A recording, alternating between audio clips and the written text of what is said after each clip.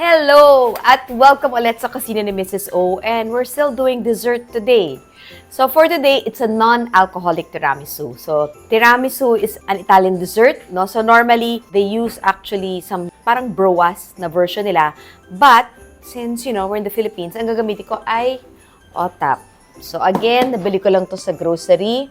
And then, kailangan natin i-dip ng kape. So ito na yung ating kape. So when you make tiramisu, normally, may alcohol. Amaretto, yung sinasabi, tinatawag nila. But, I'm making this non-alcoholic nga. Kasi Christmas is for family. So, at least ito, yung matanda, bata, lahat, they can actually have a taste of this tiramisu para hindi siya alcoholic. Okay? And then, yan. I'm just gonna use instant coffee. So, very simple. Mainit pa ba to?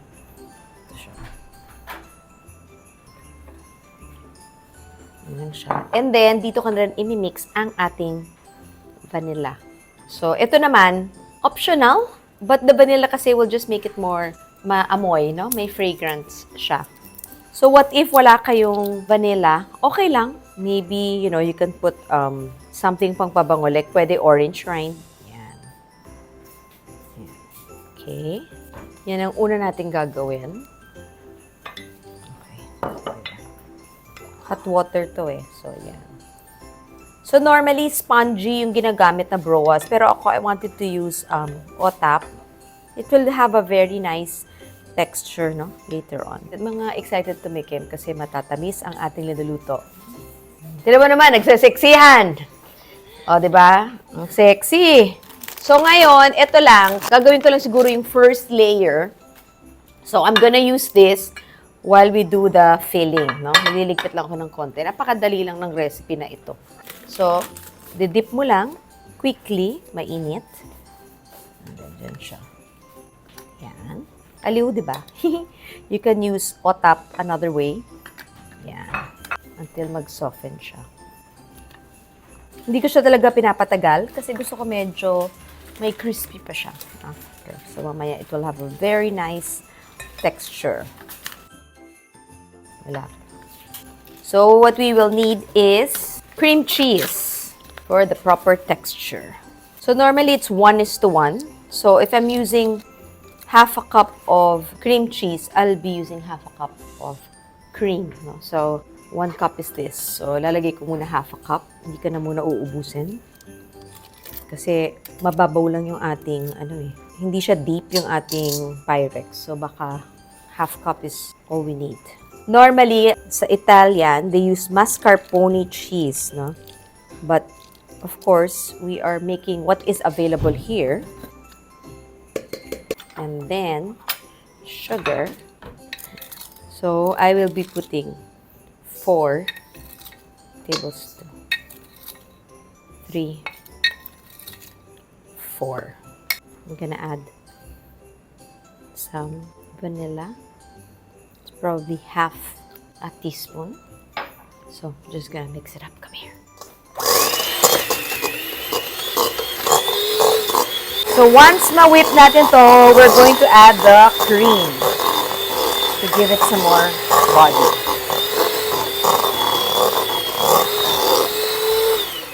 Para it will become lighter, no? So, I'm trying it out muna half a cup each. Kasi I'm not sure, baka mamaya gamitin natin lahat. Which parang feeling ko gagamitin ko. Actually, parang kulang. I will use the whole 1 cup. Ayoko lang kasi mag-waste, kaya inano ko muna. Konti-konti lang. Kanina, nasa grocery kami, si Andrea, kinuha ang spreadable cream cheese. So, pwede ba yun? Yes, pwede rin. But, parang for some reason, medyo saltier siya.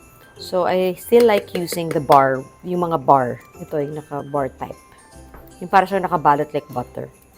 There. And then, naturally, I'm going to add some sugar also.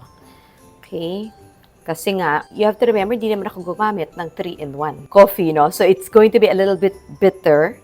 That's why we're adding some more sugar here just to balance it out. Some sugar. Okay. Yan. So, I'm gonna be mixing it para lang totally mag-dissolve yung sugar and it's well mixed, no? Actually, you know, I hardly make dessert because I don't really bake, but, well, this is a no-bake dessert. Everything is just ref-based and cream-based. Ito lang, tira mo. I'm not touching the surface. I lift it up a little bit from the mixture. Only because, para masimot ko. Kasi kung hindi, sayang. Para wala masyadong natitira. Kasi sayang yun, diba? Okay? Okay, now, so this is it. So there.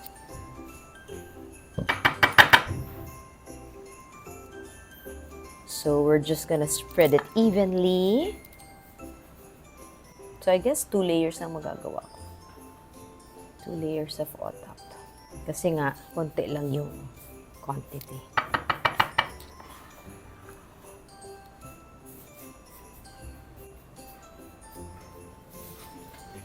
I'm just gonna make sure covered lahat ng ating surface. Okay?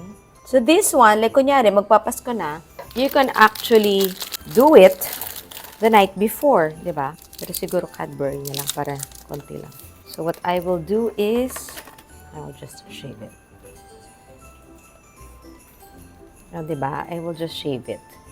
Sa nagbigay sa akin ng grater, sorry, hindi ko ginagamit yung grater na binigay mo. Kasi malaki siya. Ito muna. Para diretso sa surface. So this one, yeah. There, I'm just going to be using this. This is tiramisu, but na non-alcoholic version. Malalasing na kayo sa tsokolate.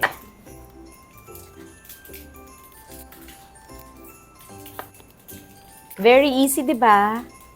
So simple. Pwede nyo lang i-ref. And then, ready to serve na the next day. Kinakat ko lang siya ng maliit para dun sa mga butas-butas. No? So here, if you notice, naglalampas-lampas ako ng konti. But I think that should be fine. And then here, uubusin ko na ang ating... Oh my God. There you go. And, ganda. So now, I'm just gonna put, just to make sure that everything is covered. Ginawa nating unang recipe na parang trifle cake. That was just yogurt, condensed milk, and cream. Ito naman with cream cheese. So, medyo mas heavier yung feel, no, ng ating tiramisu. And wala tong alcohol, ha?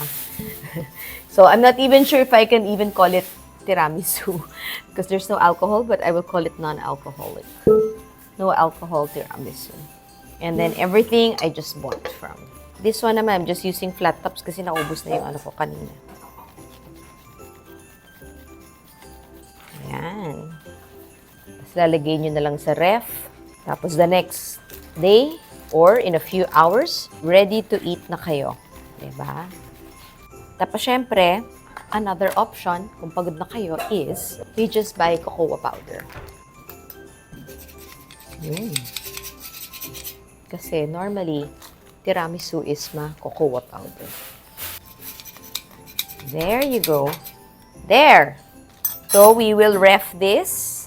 Probably ref it for an hour and you're ready to taste it just so magsettle ang ating cream. See? Let's put it in the ref. Now, it's time to test it. See? Can you hear that? So, medyo nag-soften na ang ating otak. Look at that. Ooh, see? Ang sarap. Yummy. Let's try it. Ooh.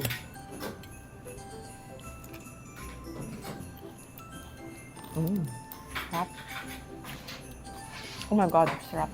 It's not so sweet, but for those who wish to make it sweeter, feel free to add more sugar.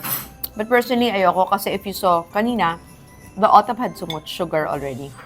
So for me, this is just right. So it's like may pagka-cheesecake na taste na may chocolate. So good. You have to try it. And that's it. This is our non-alcoholic tiramisu. Ready for Christmas. Hope to see you here again at Kusina ni Mrs. O. Thank you for watching.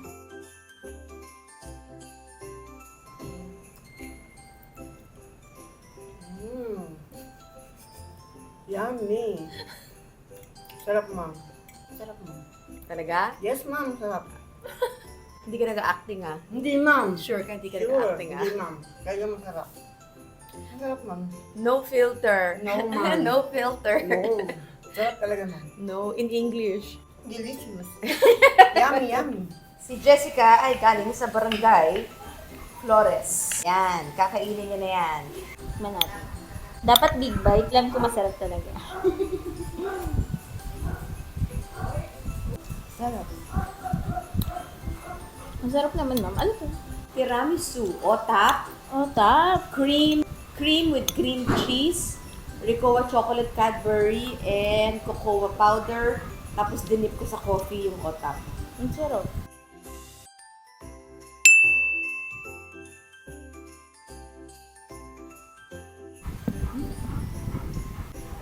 Sarap, ma'am.